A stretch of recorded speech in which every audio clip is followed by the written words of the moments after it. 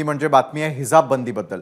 मुंबईमधील आचार्य आणि मराठे कॉलेजच्या हिजाब बंदीच्या आदेशाला सुप्रीम कोर्टाने आज स्थगिती दिली। मुंबई हायकोर्टाने 26 जून रोजी कॉलेजचा आदेश योग्य ठरवत मुस्लिम विद्यार्थिनींची याचिका निकाली काढली होती आणि त्यानंतर या विद्यार्थिनी सुप्रीम कोर्टात गेलेल्या होत्या। हिजाब बंदीला काही अर्थ नाही आणि त्याचे पालक त्यांना हिजाब परिधान करण्यास सांगत असतील तर त्या मुली काय करणार असं निरीक्षण कोर्टाने नोंदवलंय।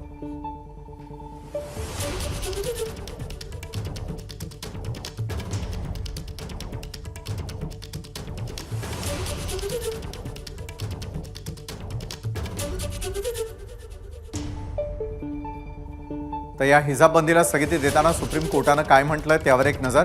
हिजाब बंदी म्हणजे काय, याला काय अर्थ आहे, असले नियम बनवू नका। हिजाबनं धर्म कळतो म्हणजे काय, नावानं धर्म कळणार नाही का? इतकी वर्ष तुम्हाला हा नियम करावासा वाटला नाही, आता अचानकपणे त्यांचा धर्म दिसला का? मग बिंदी किंवा टिळा लावणाऱ्यांना देखील प्रवेश देणार नाही का?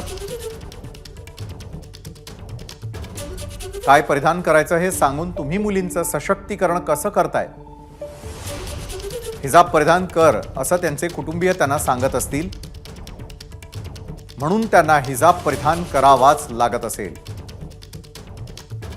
कॉलेज सोडा असं त्यांना सांगू नका, आम्ही या आदेशाला स्थगिती देत आहोत। या सगळ्यावर चांगलं शिक्षण हा एकमेव उपाय आहे। एबीपी माझा, उघडा डोळे बघा नीट।